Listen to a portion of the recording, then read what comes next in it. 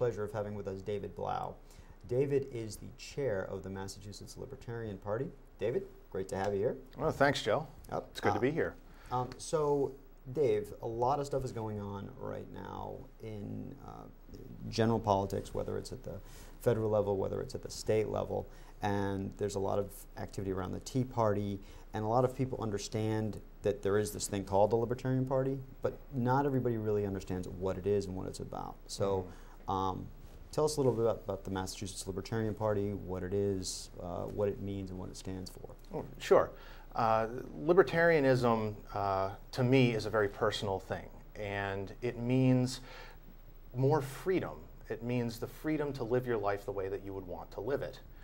And one consequence of that is that if you're more self-reliant, then it's better to have less interference from other people telling you what to do and how to live your life.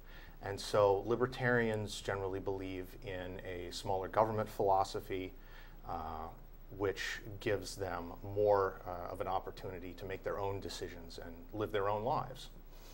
So today, I would say that we have gone extremely far away from the concepts that our founding fathers have and the structure that they put to basically protect the individual from expanding government. Libertarianism seems to fly in the face of all of this continued government expansion, and we see some of that reflected in the Tea Party. What's going on in the Libertarian Party to pick up on some of this newly excited organizations, individuals that are finally waking up to the fact that government's just spending, it's taxing, it's committing wars, it's doing all the things that it sounds like libertarians don't agree with? Right, right. Well, we're out there doing grassroots politics. We really are. We're going to many different events across the state, popular events. We were just at the Freedom Rally this past weekend. What is the Freedom Rally for those who don't? The Freedom Rally is a large rally that's sponsored by MassCan and Normal, which is put together for the benefit of those who look to legalize marijuana and decriminalize it especially. And it was a really great victory a couple of years ago to finally get decriminalization of up to an ounce of marijuana. It's now just a civil fine for possession. And that's, I think, one small step along the road to liberty, and I think it's a very positive step. Right, so basically, a lot of people have negative connotations, understand marijuana, but it's really about personal responsibility. Yeah, it really is.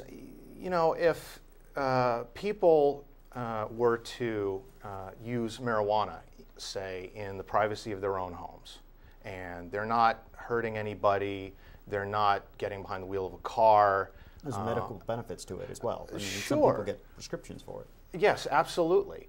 Medical marijuana helps or has the potential to help people. Whereas if you have the government that is trying to prevent people from using marijuana, we're spending a lot of money on it. Right. We're putting people in jail who are nonviolent, crowding our jails, and it's really a situation that I would like to see turned around. But that's just one small example of the concept of freedom and personal responsibility. It's I think freedom goes all the way into the media, what you're allowed to say, what you're allowed to do, all the different amendments, the right to bear arms. It's also something that would be a pro-libertarian concept. So for individuals who understand the concept of the Libertarian Party, in the state, what is the Libertarian Party in Massachusetts? How do you get party status? How long have you been a party? What's the movement of the party today? Okay. The Massachusetts Libertarians have been around for a very long time. I've taken over as chairman of the state party in 2008. And since then, we have been growing our activist base and growing our finances. Getting onto the ballot is a particularly difficult challenge in Massachusetts. because of the rules about who can sign ballot access petitions. So when a candidate wants to get on the ballot, they have to collect a certain number of signatures based on which office they're trying to run for. And collecting those signatures can be very expensive. And the people who are allowed to sign those petitions and provide those signatures really depends if you are a major party or a minor party. A minor party can have anyone in the state who's a registered voter sign, whereas a major party, you're only allowed to sign if you're registered to that party or if you're unenrolled. So it can be a real challenge getting enough valid signatures to get on the ballot. So what are the benefits of being a party in the state?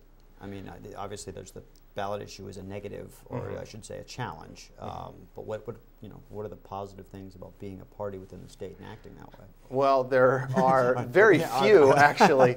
One advantage is that as a major party in the state, you get your party designation on the motor voter form, which provides, in essence, free marketing for your party. Anytime someone has to go back to the RMV and renew their license, they have the opportunity to register as a voter, and they can see your name there. And you get that for those 2 years until the next election. However, there are many other disadvantages to being a major party in Massachusetts. There are many financial regulations that kick in once you achieve major party status.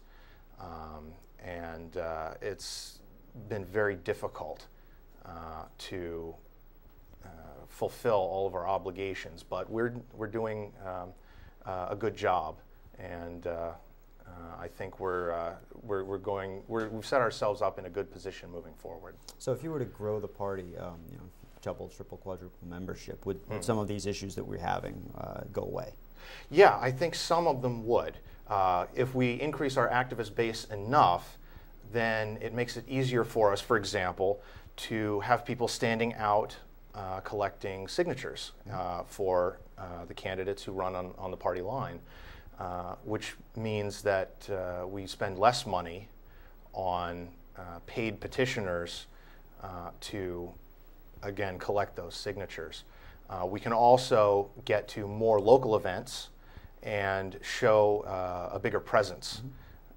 There are many different events all across the state, and having more people show up at those events, I think, and help get the message out would certainly increase our standing.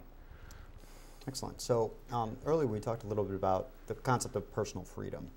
Libertarians in general have a very hard line on tax and spend. Can you talk a little bit about that? Yes. Libertarians, being for personal freedom, are against large government and a lot of regulations. And a lot of the way that that system is perpetuated is by collecting these taxes. So libertarians, being for smaller government, are also for smaller taxes. Now, all things being equal, if you reduce the taxes, then you have an issue to deal with, which is you can either spend on the deficit and increase deficit spending, or you can cut spending to account for the lower revenue. And again, libertarians, being in favor of smaller government, would rather have the spending cut. Right, cut as many of the, I guess, the individual organizations from the government perspective that come in and provide services that we don't need. Oh, yeah, absolutely. And there are so many things that the federal government is doing, for instance, that Department might of be Education. Sure. Well, the federal government has gotten involved in a lot of local issues. I mean, education, for instance, is a very local issue.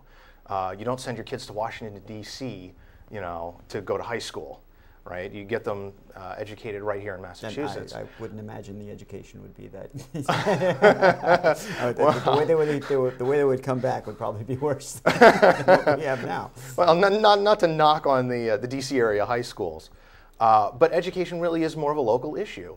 And I personally would like to see the federal education spending reduced in favor now, as an incremental step, of providing, transferring that budget to the local, to the states and the localities.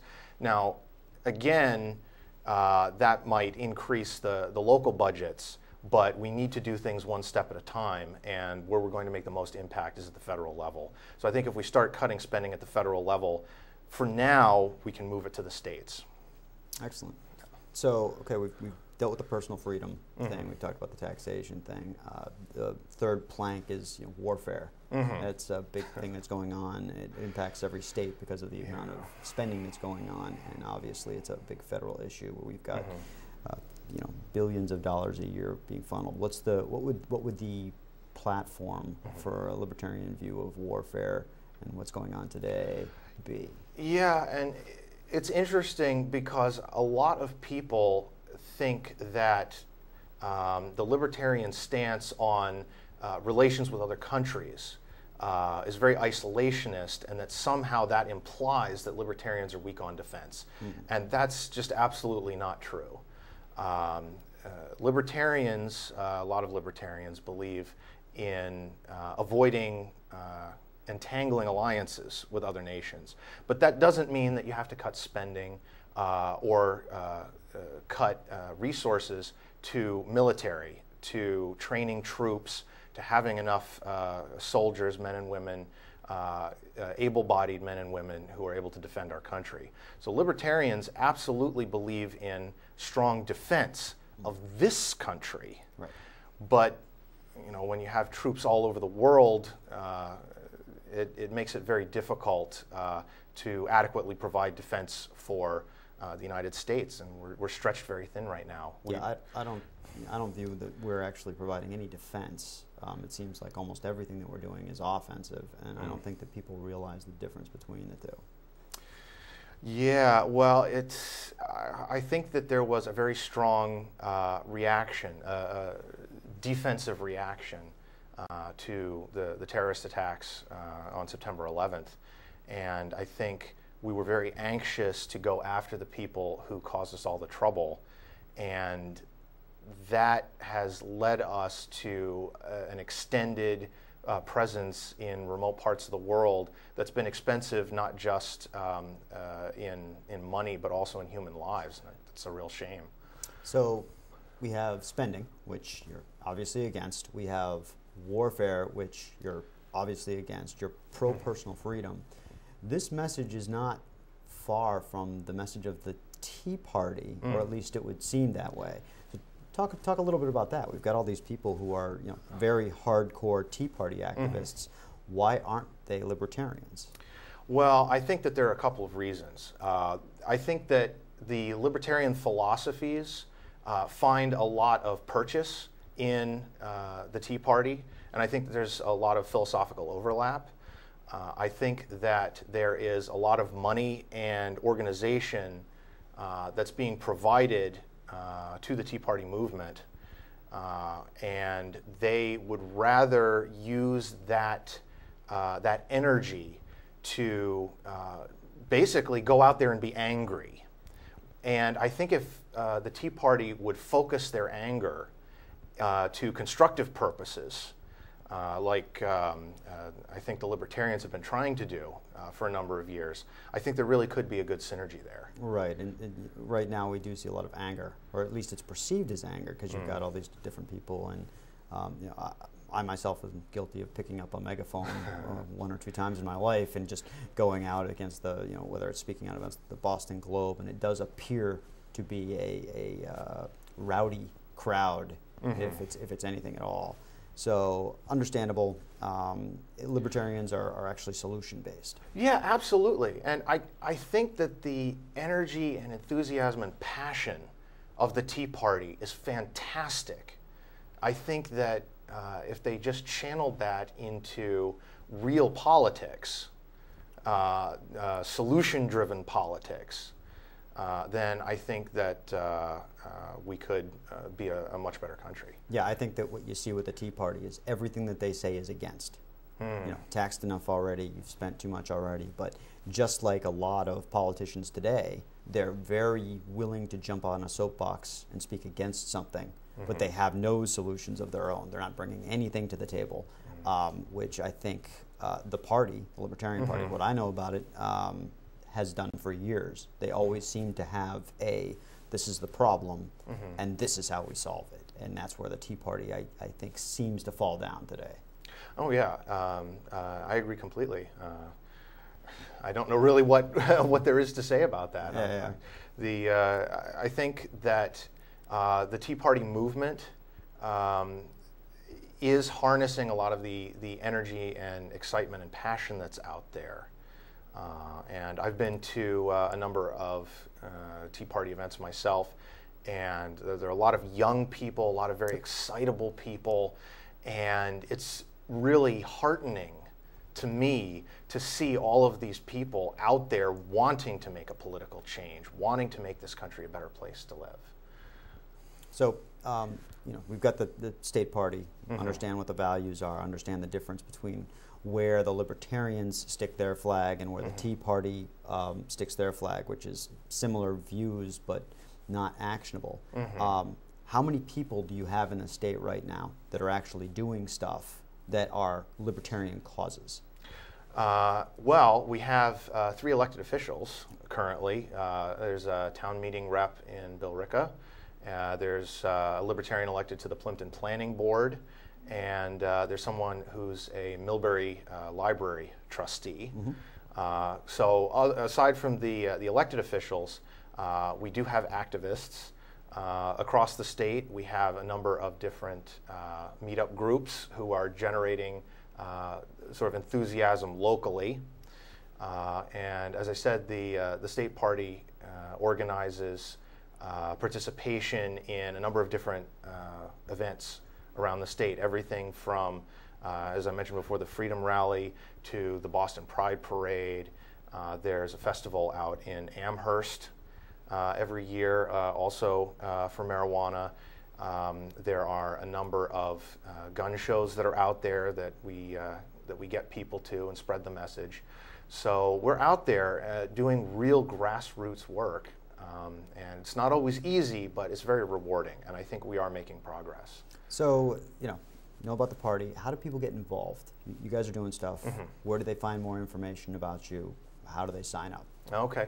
Well, they can come to our website, which is lpma.us, and all the contact information is there. You can send an email to volunteers@lpma.us, and that email will get to us.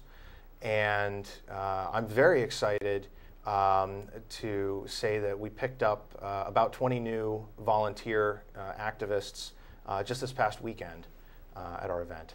So there are all sorts of ways you can get involved, everything from working on campaigns to helping with fundraising to ballot access petitions to helping with the website and the technology. There's just so many different ways you can get involved. Fantastic. Well, Dave, it's been great to have you on here, and hopefully people will go to the website and learn more about being a libertarian in the state of Massachusetts and get involved. Even if you're not going to be part of the party, you got to get involved in politics, because if you're not willing to get involved in politics, you don't have any right to complain about what's going on. Thanks so much for being here, Dave. All right. It's great having you on. Thanks, Joe.